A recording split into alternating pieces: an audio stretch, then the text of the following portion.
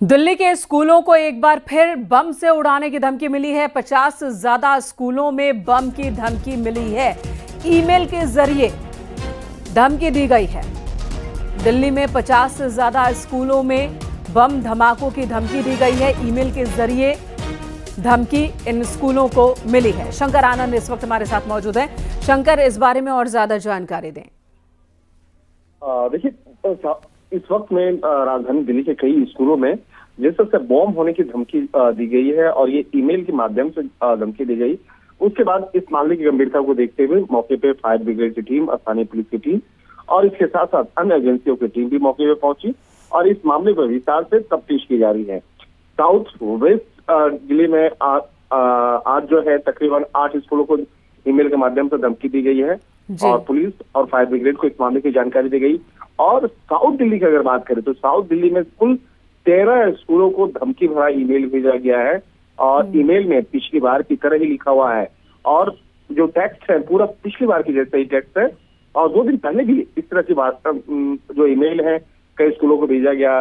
इसके साथ ही US dollar की मांग की गई है। ईमेल में भेजा गया जो टेक्स्ट है उसमें इस बात का भी जिक्र है कि US डॉलर की मांग की गई है। साथ ही 48 घंटे का समय भी दिया गया है।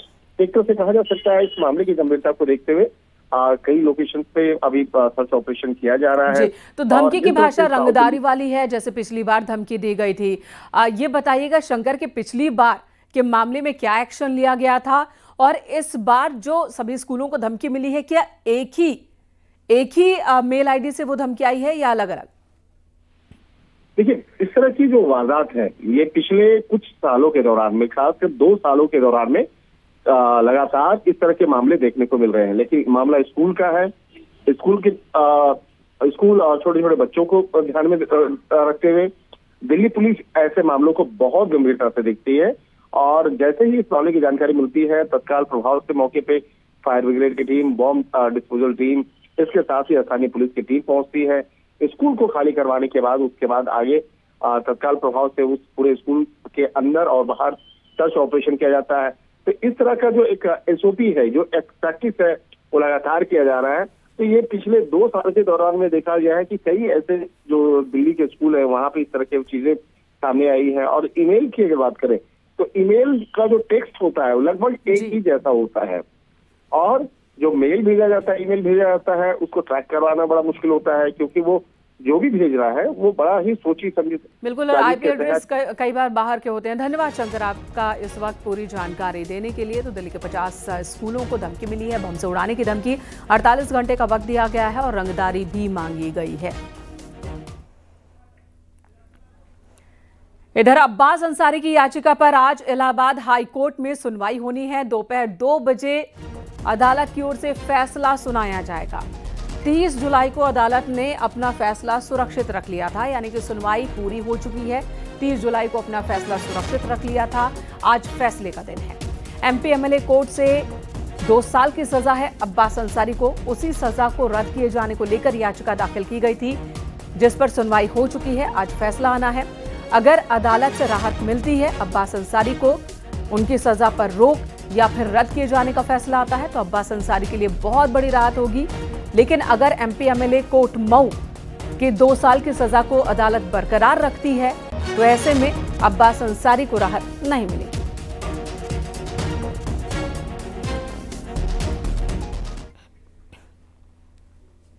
उधर चित्रकूट में बेकाबू ट्रक की बाइक से टक्कर हुई। हादसे में बाइक सवार 2 युवकों की मौत हो गई है। हादसे के बाद ट्रक के ड्राइवर ने ट्रक को नहीं रोका। बाइक ट्रक में फंसकर काफी दूर तक घिसटती चली गई। ट्रक के ड्राइवर ने आगे जाकर ट्रक रोका और ट्रक को छोड़कर भाग गया। ये मामला है झांसी मिर्जापुर राष्ट्रीय राजमार्ग के सदर कोतवाली का। पुलिस ने शव कब्जे में लेकर पोस्टमार्टम के लिए भेजा है।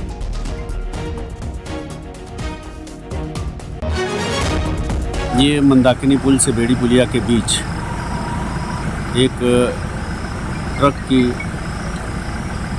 टक्कर से 2 बाइक सवार नौजवानों की मृत्यु हो गई। ट्रक चालक इसके बाद भी ट्रक लेकर भागने का प्रयास किया लेकिन शिवरामपुर के पास वो पकड़ा गया।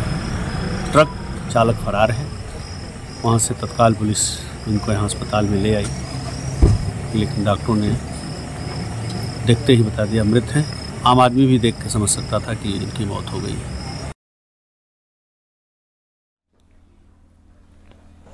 इधर रायबरेली में एक मुस्लिम लड़की ने इस्लाम धर्म छोड़कर सनातन धर्म स्वीकार करते हुए हिंदू लड़के अमित सरोज से शादी कर ली। शन्नो बानो से सोनाली सरोज बनी युवती ने सनातन धर्म में शामिल होने पर खुशी जाहिर की। हिंदू युवा वाहिनी ने भी शन्नो बानो का सनातन धर्म में स्वागत किया। दोनों रायबरेली के सलून थाना क्षेत्र के रहने वाले हैं। दोनों के बीच लंबे वक्त से प्रेम प्रसंग चल रहा था। शन्नो के घर वाले इस रिश्ते से खुश नहीं थे, राजी नहीं थे, जबकि अमित के परिजन मंदिर में संपन्न हुई शादी के दौरान मौजूद रहे। हमारे सलोन नगर पंचायत क्षेत्र के अंतर्गत ग्राम सभा से जुड़े हुए, हमारे सलोन देहात से जुड़े हुए हमारे अमित कुमार जी जो सरोज बिरादरी से हैं, उन्होंने अपना विवाह जो है सन्नो बानो से, जिनका परिवर्तित नाम सनातन में आने के बाद सोनाली रखा गया है, और हम हिंदू युवा वाहिनी परिवार और समस्त अखंड हिंदू जनमानस की तरफ से सोनाली का अपने सनातन धर्म में हार्दिक स्वागत एवं अभिनंदन करते हैं। सुल्तानपुर में पुलिस का ऑपरेशन लंगड़ा जारी है। यहां एनकाउंटर के दौरान हत्या के आरोपी मोहम्मद शमीम के पैर में गोली लगी। पुलिस ने उसे गिरफ्तार किया। बेधरा नहर के पास पुलिस की घेराबंदी के दौरान आरोपी ने पुलिस टीम पर गोली चलाई। जवाबी कार्रवाई में आरोपी के दाहिने पैर में गोली लगी। शमीम पर 2 दिन पहले 25 साल की युवती की हत्या कर अंबेडकर नगर में रेलवे लाइन के पास शव फेंके जाने के आरोप है। जीआरपी की टीम ने मौके पर पहुंचकर शव को कब्जे में लिया। 19 अगस्त को दोस्तपुर थाने में युवती की हत्या का मुकदमा दर्ज हुआ था। 19/20 की रात्रि में उस अभियोग से संबंधित एक अभियुक्त के संबंध में जानकारी मिली कि वो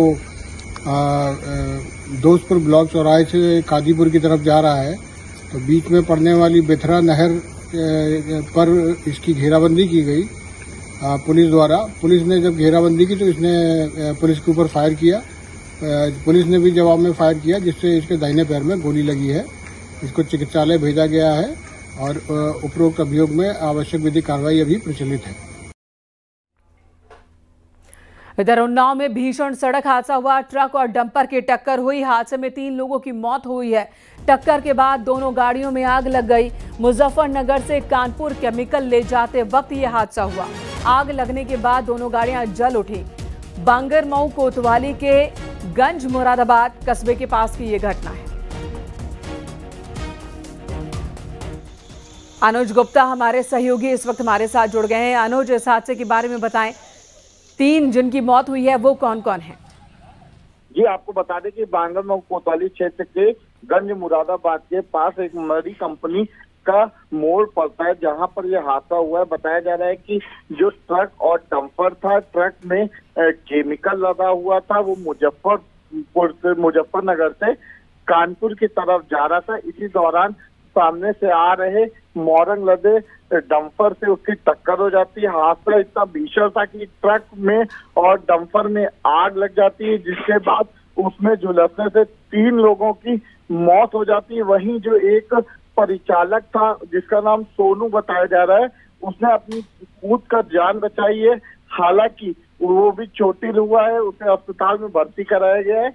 वही जो गाड़ी, जैसे ही घटना की सूचना पुलिस को मिलती है, जिसके बाद मौके पर दमकल और पुलिस विभाग की टीम मौके पर पहुंचती है और रेस्क्यू कर जो मृतक थे उनके शवों को निकाला गया है। फिलहाल अब शवों को पोस्टमार्टम के लिए भेजा गया है। जी, धन्यवाद आपका अनुज, जानकारी देने के लिए। तो एक में केमिकल, दूसरे में मोरंग लदा था। दोनों की आमने सामने की टक्कर, खाक हो गया दोनों का दोनों ट्रक पूरी तरह से। 3 लोगों की जान चली गई इस हादसे में।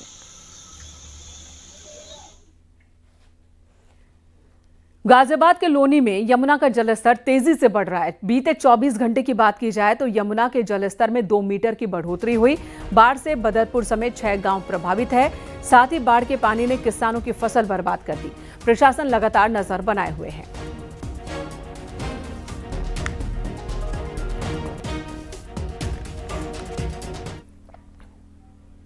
खबर उन्नाव से। यहां बाढ़ का कहर देखने को मिल रहा है। बैराजों से पानी छोड़े जाने के बाद गंगा नदी का जलस्तर लगातार बढ़ रहा है। उन्नाव सदर क्षेत्र के गंगा घाट के मोहल्लों में पानी घुस चुका है। निचले इलाकों में बाढ़ का पानी 10 फीट तक पहुंच गया। बाढ़ की वजह से लोग घरों में कैद हो चुके हैं, अपने घर के ऊपरी मंजिल पर रहने को मजबूर हो रहे हैं। लोगों ने अपना आशियाना छतों पर बना लिया है। न्यूज़ 18 की टीम ने बाढ़ प्रभावित क्षेत्रों का नाव से दौरा किया और लोगों से जाना कि प्रशासन की ओर से मदद मिल रही है या नहीं। में गंगा का जलस्तर तेजी से बढ़ा हुआ है। गंगा खतरे के निशान के पास बह रही है। इस समय हम मौजूद हैं उन्नाव के शुक्लागंज स्थित गंगा के तटवर्ती क्षेत्रों में। जहां पर भी निगाह जाएगी वहां पर दिखेगा तो सिर्फ बाढ़ का पानी। गंगा मैया के रौद्र रूप ने यहाँ के लोगों के चेहरे में एक चिंता का भाव भी है कि आखिर जलस्तर बढ़ेगा तो कितना। इस समय हम अगर तस्वीरें दिखाएं तो ये देखिए, जो मकान थे जिनकी ऊपर की लिंटर नहीं पड़े थे लेकिन वो पूरी तरह से डूब चुके हैं। जो ये यहाँ पर